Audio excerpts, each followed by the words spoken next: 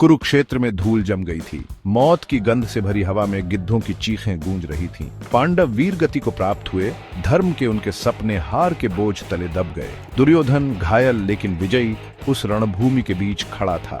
जीत उसकी हुई थी। उसके भाई घायल लेकिन जीवित उसके आसपास इकट्ठा हो गए। जीत उनकी थी, लेकिन एक भयानक कीमत पर। इस जीत से कौरवों के खेमे में राहत और खुशी की लहर दौड़ गई।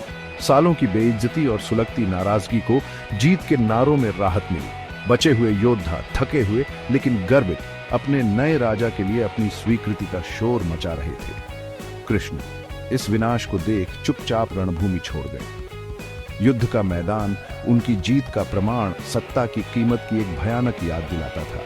युधिष्ठिर और भीम, जो धर्म और न्याय के प्रतीक थे, अब केवल इतिहास के पन्नों में जीवित रहेंगे।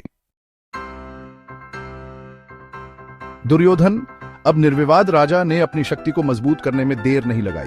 हस्तिनापुर, जो कभी पांडवों की आकांक्षाओं का प्रतीक था, कौरवों के प्रभुत्व का केंद्र बन गया। उसने अपने वफादार सहयोगियों जैसे वीर कर्ण और चालाक शकुनी को महत्वपूर्ण पदों से पुरस्कृत किया। युद्ध से थके हुए राज्य ने उसके द्वारा वादा की गई स्थिरता का स्वागत किया। दुर्योधन अपनी योग्यता साबित करने की चाहत से प्रेरित होकर शासन के काम में जुट गया।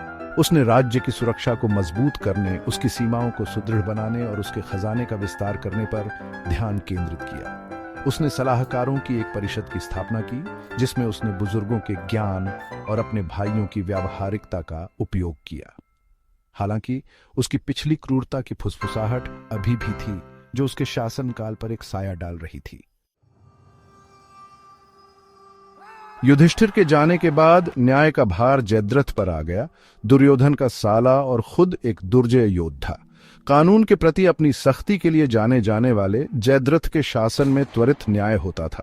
हालांकि धर्म की उनकी व्याख्या अक्सर व्यावहारिकता की ओर झुकती थी, व्यक्तिगत नैतिकता से ऊपर राज्य की आवश्यकताओं को प्राथमिकता देती थी।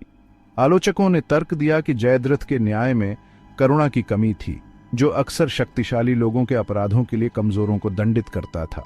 फिर भी उनके समर्थकों ने उनकी कुशलता और व्यवस्था के प्रति उनकी अटूट प्रतिबद्धता की प्रशंसा की।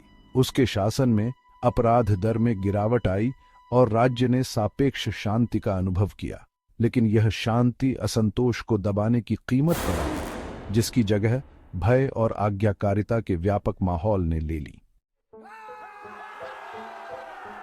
कौरवों की जीत ने भारतीय समाज के ताने बाने को हिलाकर रख दिया।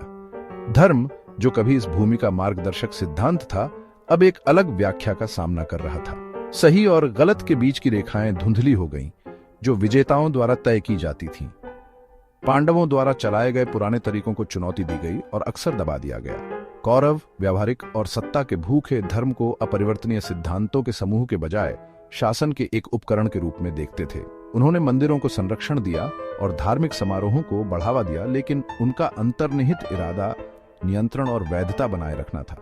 आस्था के इस हेरफेर ने हालांकि अल्पावधि में प्रभावी था, लेकिन आबादी के बीच संदेह और अशांति के बीज बो दिए।